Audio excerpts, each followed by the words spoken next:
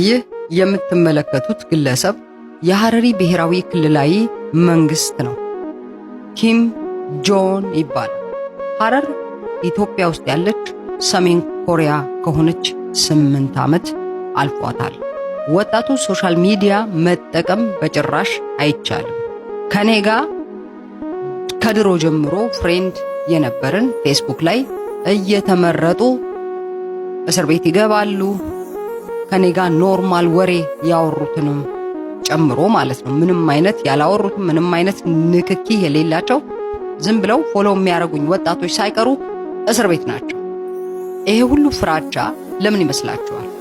ሰውየው ሂዝ ሉናቲክ ናርሲሲስት ሉናቲክ ነው። ይሄ ሰው እንዴት ሶሻል ሚዲያ ተጠቀምክ ተብሎ ወጣትን ሰብስቦ እስር ቤት ይከታል? ከ20 በላይ ወጣቶች ታስረዋል። የት እንደደረሱ አይታወቅም።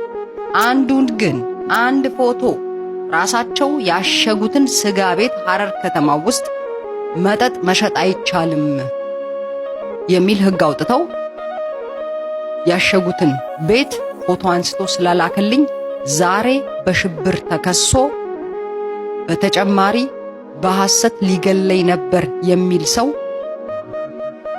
አስመስክረው አስከስሰውት በአጠቃላይ የዕድሜ ልክ እስራት ሊፈረድበት ጥፋተኛ ተብሎ ወደ ማረሚያ ቤት ወርዷል። ይህ የምትመለከቱት ወጣት እስክንድር ይባላል።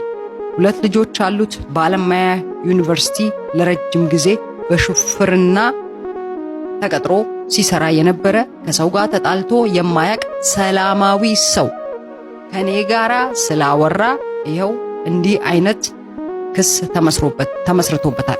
አስቡት፣ አሸባሪ ተገኝቶ ከተማን የሚያህል ሲያሸብር በሚዲያ አይነገርም። ምስክሮቹ የተሰሙት ችሎቱን በአጠቃላይ በዝግ ችሎት ነው። ኢትዮጵያ ውስጥ ታውቃላችሁ፣ የህብረተሰብ ሞራል ተጻራሪ ካልሆነ በስተቀር ማንኛውም የተከሰሰ ሰው በግልጽ ችሎት የመዳኘት መብት አለው። ሐረር ግን እንደነገርኳችሁ ሰሜን ኮሪያ ናት። ወጣቱ ተሳቋል። መተንፈስ እንኳን አቅቶታል። መንገድ ላይ ስልክን ስክሮል ስታረግ ከተገኘክ 2-3 ሆነ ከቆምክ ተይዘ የት እንደሚያደርሱ አይታወቅም። ብዙ ወላጆች ተሳቀዋል። ልጆቻቸው የት እንዳሉ አያውቁም። ባካችሁ ይህንን ቪዲዮ ሼር አድርጉና የፌዴራል መንግስቱ ሐረር ከተማ ምን እየተካሄደ እንደሆነ የማያውቅ ከሆነ መረጃውን አድርሱልኝ። ሐረር አፍሪካ ውስጥ ሊያውም ኢትዮጵያ ውስጥ የምትገኝ ሰሜን ኮሪያ ሆናለች።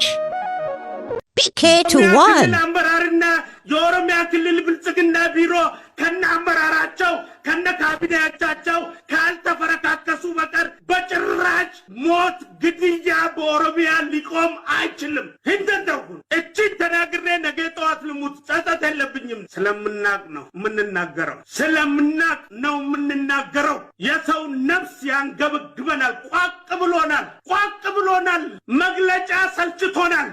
ተደጋጋሚ በኦሮሚያ ክልል የአማራ ብሔር ተወላጆችና የኦርቶዶክስ እምነት ተከታዮች ላይ አነጣጥሮ እየተፈጸመ ያለው ጭፍጨፋ እንዲቆም በተደጋጋሚ ጥሪ ሲያቀርብ የቆየ ቢሆንም ሰሚ የታጣ ሲሆን በኦሮሚያ ክልል የሚፈጸሙ ማንነትና ሃይማኖት ተኮር ጥቃቶች በኦነግ ሸኔ ስም በአብዛኛው የሚፈጸሙ ቢሆንም ከክልሉ ፕሬዝዳንት ሽመልስ አብዲሳ ጨምሮ እስከ ታችኛው መዋቅር ድረስ የክልሉ ባለስልጣናት ባዋቀሩት ኃይል በተቀናጀና በተናበበ መንገድ የሚፈጸም ጥቃት መሆኑ ተደጋግሞ የተጠቀሰ ሲሆን ኮሬን የገኛ በሚል በኦሮሚያ ክልል ፕሬዝዳንት ሽመልስ አብዲሳ በክልሉ ኦሮሞ ብልጽግና ፓርቲ ጽህፈት ቤት ኃላፊ ፍቃዱ ተሰማ የሚመራና የኦሮሞ ብልጽግና ፓርቲ ሊቀመንበርና የገዢው ብልጽግና ፓርቲ ፕሬዝዳንት አብይ አህመድ ሪፖርት የሚያደርግ ቡድን ይቃወሙኛል የሚላቸውን የኦሮሞ ብሔር ተወላጆች ጨምሮ ሃይማኖትና ብሔር ተኮር ላይ ያነጣጠሩ ጥቃቶችን ጭምር እንደሚፈጽም ይህ ቡድን ከአገዛዙ የደህንነት መስሪያ ቤት ጋር ጥብቅ ግንኙነት እንዳለው ጭምር ሮይተርስ ከ2 ዓመት በፊት በማስረጃ ያጋለጠ ሲሆን ይህንኑ በተመለከተ የቀድሞ የኦሮሚያ ክልል ካቢኔ አባል ዶክተር ሚልኬሳ ሚዳጋ በተለይም አሩሲ ላይ የሚፈጸሙ ጥቃቶችን ተከትሎ የወቅቱ የፌዴራል ፖሊስ ኮሚሽን ኮሚሽነር ደመላሽ ገብረ ሚካኤል በጊዜ የደህንነት መስሪያ ቤቱ ከፍተኛ ባለስልጣን በነበረበት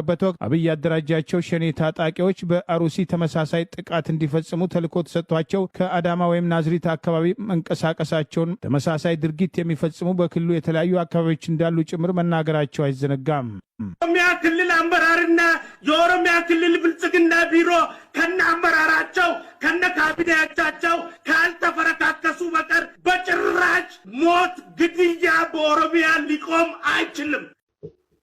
አለሙ መገራ የምትባል ሰውዬ የድሬዳዋ ፖሊስ ኮሚሽን ኮሚሽነር፣ አላማ ምንድነው?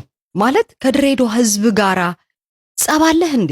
ማለት የግል ጸብ የተጣላህ ዋለ? ድሬዳዋ አሁን ተሾመ ከመምጣት በፊት ድሬዳዋን ታውቃታለህ? አታውቃትም።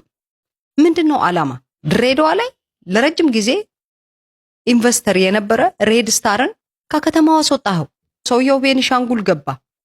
እሺ ባለሀብት ብቻ ማስወጣት አይደለም ያንተ ስራ።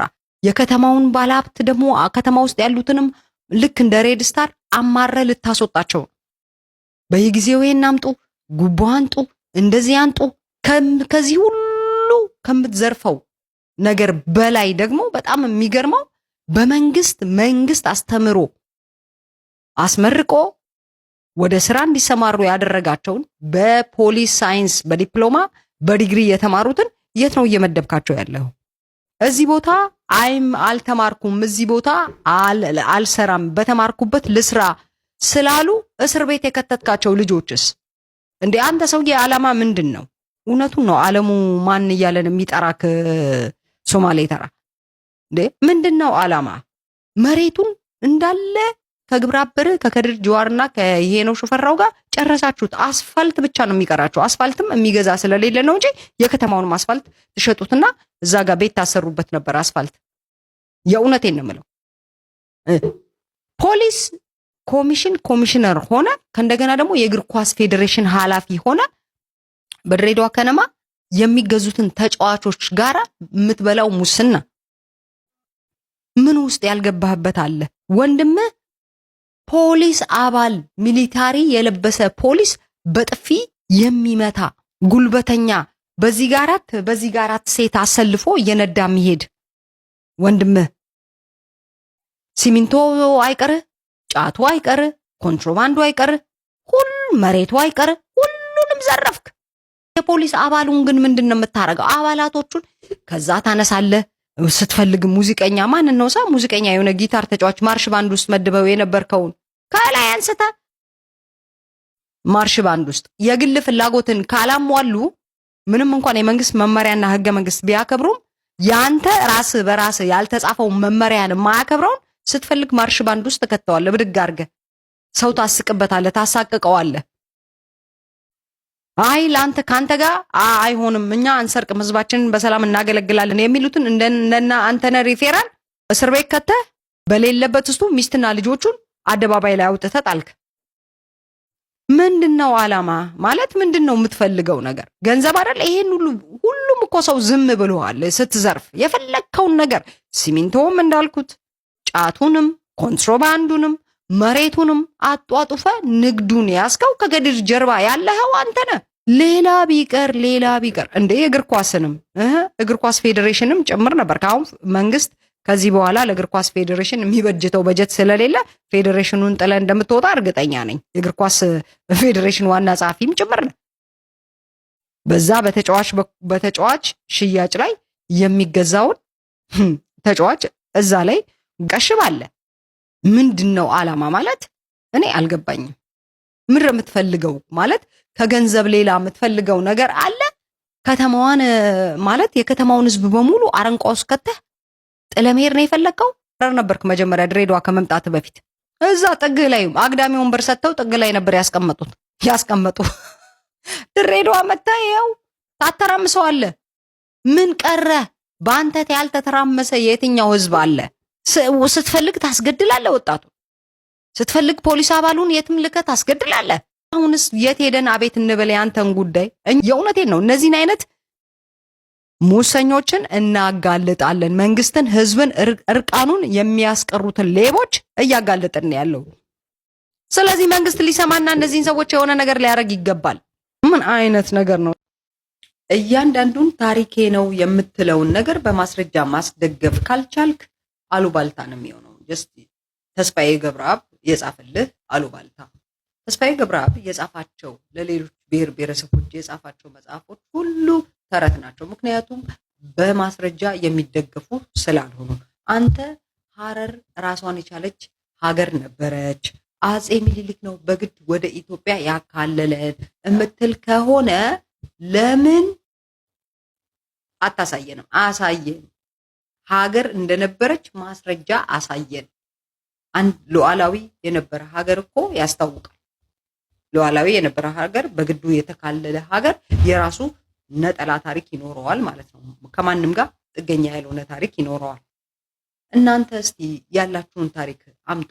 700 ሙሽራ በጦርነቱ ተገደለብን ስትሉ አንዲት ማስረጃ የለውም። የክልሉ ኮሚኒኬሽን ቢሮ ለና አፈንዲ ሙጠቂ እየከፈለ ያጻፈው እና አብዱ ሰመድ እንድሪስ እነዚህ ሰዎች የጻፉት ካልሆነ በስተቀር አንተ የራሴ ታሪክ የምትለው አምጣ።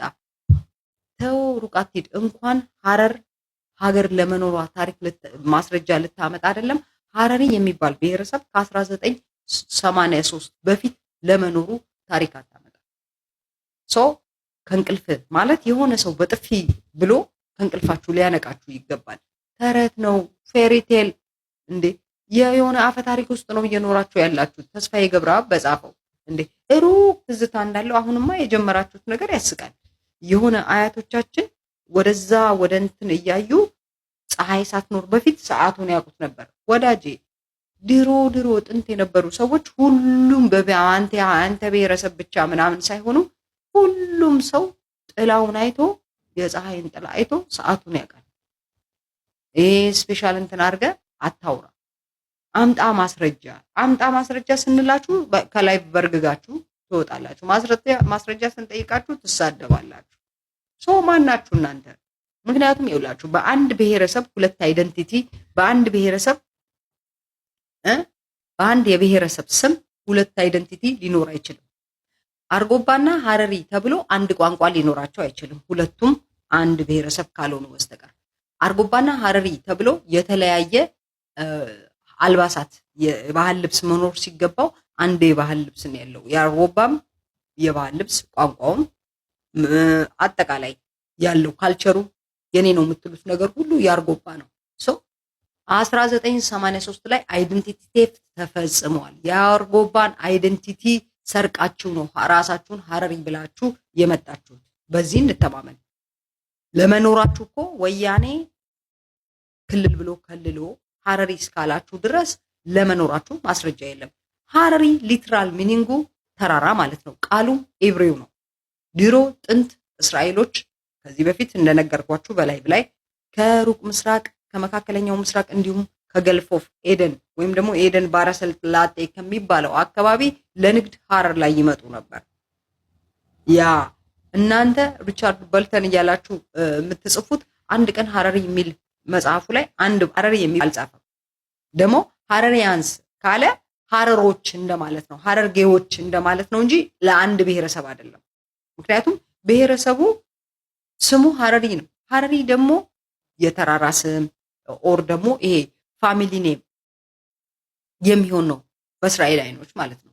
እናንተ እስራኤላውያኖች ለንግድ እዛ አካባቢ እንደነበሩ ይታወቃል። እንደ ከተማውንም እንደቆረቆሩት ይታወቃል። ግን አለቃ ታዬ ደግሞ በተቃራኒው የሚሉት ሐማሴኖች ከሰሜን መጥተው ሀረርን ግንቡን ያጠሩት ሐማሴኖች እንደሆኑ ይነገራል። ምክንያቱም ደግሞ በዙሪያቸው ያለ ኦሮሞ የሚጥልባቸውን አደጋ ጥቃት ለመከላከል ብለው አምስቱን በር እንዳጠሩ እና በር እንዳበጁለት ነው የሚነገረው። ይሄ ደግሞ የቅርብ ጊዜ ታሪክ ነው። ከዛ በፊት ግን ይሄ ጀጎል ግንቡ ሐማሴኖች ሀረር መጥተው ግንቡን እስከሚሰሩት ድረስ ግን ከዛ በፊት የነበረው በአፄ አምደ ጽዮን ስር የነበረ ነው። አልኡምሪ የተባለው ሰውዬ የጻፈውን አንብቡ። በ1332 ከሰሜን መጥቶ ሀረር ላይ ጦርነት ነበር። ሰብረዲን የሚባለውን የሀረርጌ የደዋሮ ንጉስ የነበረውን ሰብረዲንን አባሮ ጀማለዲንን ራሱን ወንድምየውን የሾመው አፄ አምደ ጽዮን ነው። በአፄ አምደ ጽዮን ዘመን ሀረር ወስ ፓርት ኦፍ ኢትዮጵያ። አፄ ምኒልክ እኮ ለመሐመድ ለራሱ ይሄ ማን ነው ስሙ ጀጎል ላይ ለለጠፋችሁት ናይጄሪያዊ የጻፉትን ደብዳቤ እዩት። ሀረር ከጥንት ጀምሮ የሸዋ ግዛት ናት፣ የአያቴ ቅድመ አያቴ ግዛት ናት ይሉታል። አያቶችህ ሲገብሩ ስለነበር አንተም ገብር፣ እምቢ ካልክ ግን ነው የሚሉት ደብዳቤው ላይ። የሸዋ ግዛት ነበረች ሀረር። ሀረር ራሷን የቻለች ሀገር ለመሆኗ አንዲት ማስረጃ ሳታመጣ አትንጣጣ። ኢቭን ሀረር አይደለም ሀገር ለመሆኗ አንተ ሀረሪ ብሔረሰብ ነኝ ብለህ ከ1983 በፊት አንድ ነገር ልታመጣ አትችልም። ለማንኛውም ይሄ ኤክስፓየርድ አድርጓል። ይሄ የአፈ ታሪክ ዘመን ኤክስፓየርድ አድርጓል። ሙቭ ኦን